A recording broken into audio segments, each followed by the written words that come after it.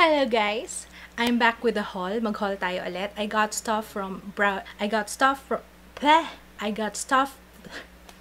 Seriously.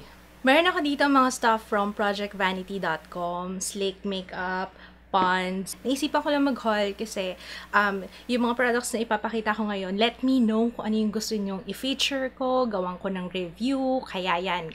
Every time na makakita kayo ng something interesting na something na bet nyong itry, comment lang kayo sa baba so I can do a review or ma-feature ko yung particular product na yon sa mga susunod na videos. Alright, so let's start with Project Vanity na Wanderlust Kit.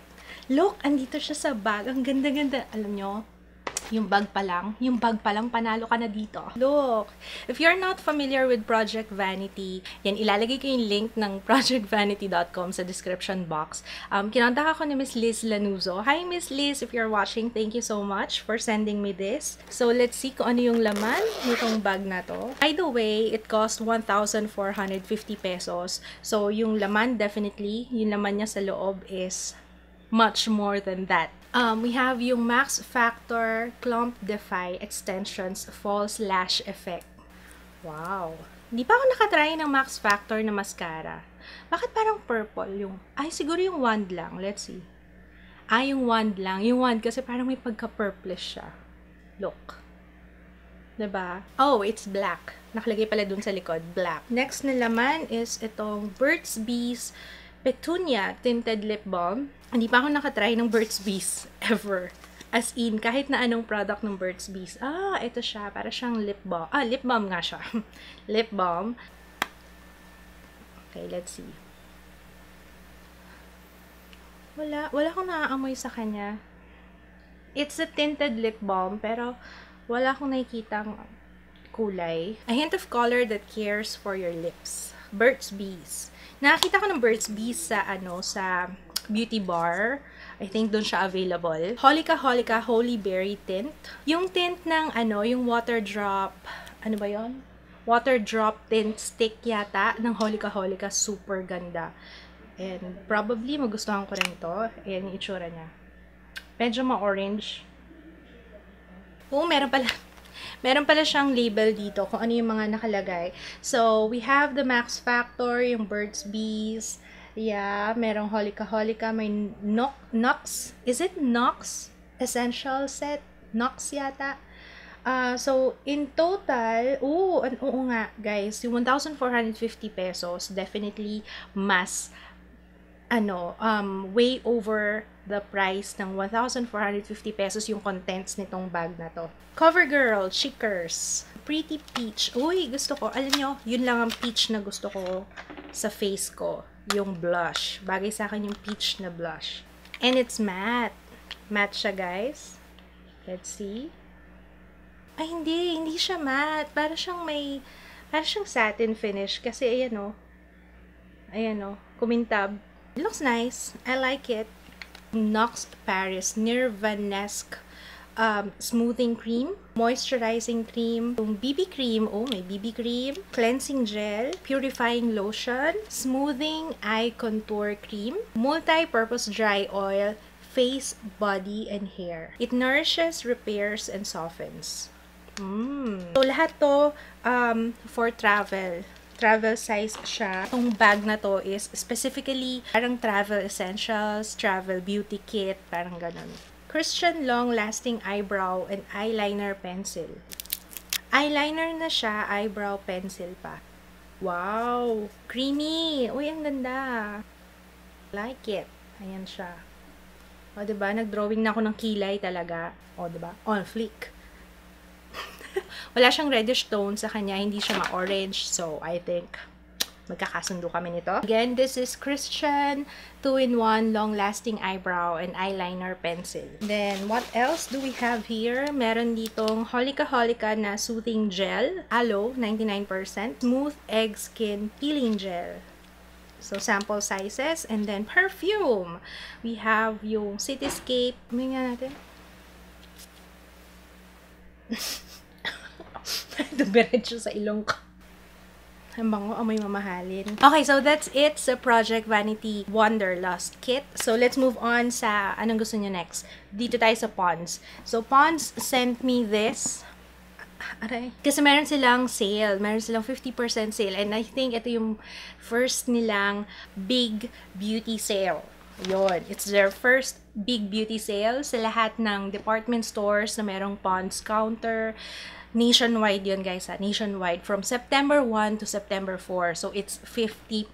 So, they sent me, wow. They sent me this. Itong Pond's Age Miracle Cell Regen Day Cream. And itong Flawless White Dewy Rose Gel na hindi ko pa na-try. Hindi pa ako nakatry ng ganito. Pero alam nyo, love na love ko dati yung pearl cream nila. Nung college ako, yun yung ginagamit ko. Ito yung Day Cream, Age Miracle. Okay, parang mas appropriate sa akin to. Okay, next one is yung Flawless BB White and the shade is light. Ito rin ba yung before na ginawan ko ng review? I'm not sure. And ito hindi ko pa na-try to. Itong Age Miracle BB. Let's swatch nga. Kasi parehong light yung nakuha ko. Tingnan natin. Ito yung light. And, uy, hindi siya ganun kalagkit. Based sa swatch ko, ewan ko lang pag nagsama sa oil sa face ko. Ayun, na oily na ako. Ano ba naman yan? From 499, 249.50 na lang tong Age Miracle BB nila. So, talagang 50% off. Flawless White BB from 299, 149.50. Itong Day Cream from 349, 147.50 na lang. Ito naman, from 399, 149.50 na lang. Comment kayo sa baba kung anong gusto nyong gawan ko ng review dito. Kasi I believe itong Pond's na ano ba to? Flawless White BB. Nagawan ko na yata to ng review. Or if not, kung gusto nyo i-feature ko siya one time, sige, let me know. Ito din. Lalo na to. Siguro ito, gagawin ko to kasi I haven't tried this. And this.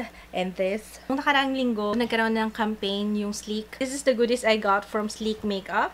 So, inside, we have 2 palettes.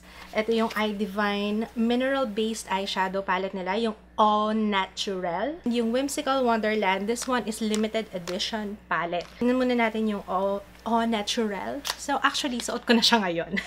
Okay, so sasabihin ko sa inyo kung ano yung mga shades na ginamit ko for this look. I used yung Honeycomb, yung Toast, and yung Regal. Ginamit ko rin pala yung Cappuccino, sorry. Gusto nyo mag-swatch ako? Sige, mag-swatch ako para makita nyo, okay? So, these are the shades, guys. I love how it's very pigmented. Walang masyadong fallouts except dun sa mga matte shades. So, it's really good.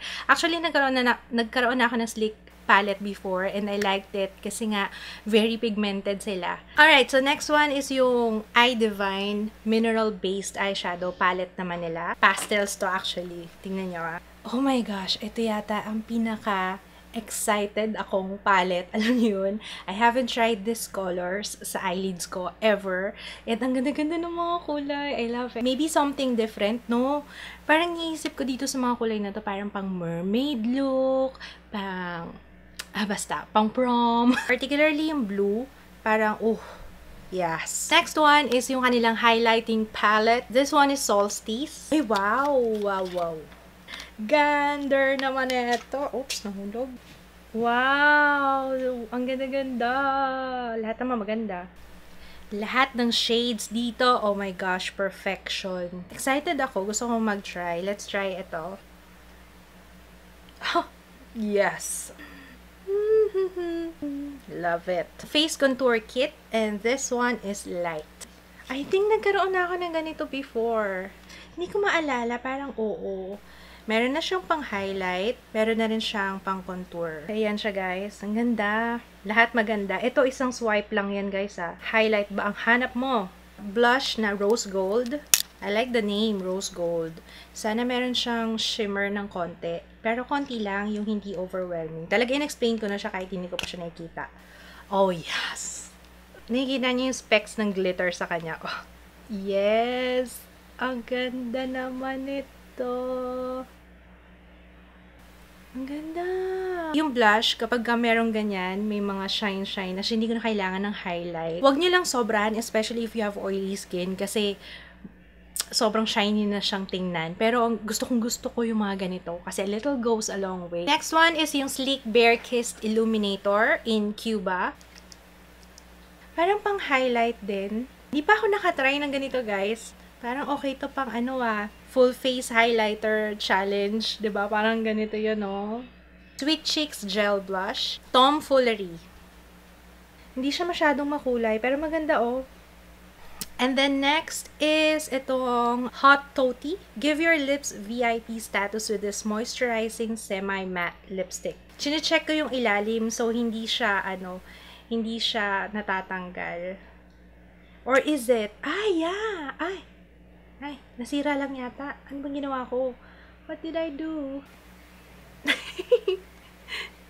Okay. So, ayun lang talaga siya. The color is really nice. Ang ganda ng kulay. Kung ayaw nyo ng matte na matte, this is for you. And then last but not the least, syempre hindi ko na to i-swatch. One of my favorite matte liquid lipstick, yung Birthday Suit, of course. Yun lang, that's it for my haul. Comment kayo sa baba kung meron kayong mga napusuan dito sa mga products na napakita ko. Kung ano yung gusto nyong gawan ko ng review, or i-feature ko, or gamitin ko, or yun, kung anong gusto nyo. May ganun-ganun talaga. Maraming salamat sa panonood. Sana na-enjoy nyo tong video na to, and thumbs up kung gusto nyo pa ng mga ganitong hauls. See you again on my next video. Bye! Hi guys! Most of you don't know it yet. Mahilig ako sa bags. And sino ba hindi mahilig sa bag? Hindi tayo makakalabas ng bahay na walang bag, na walang lalagyan yung ating mga anik-anik. I'm planning na ayusin yung aking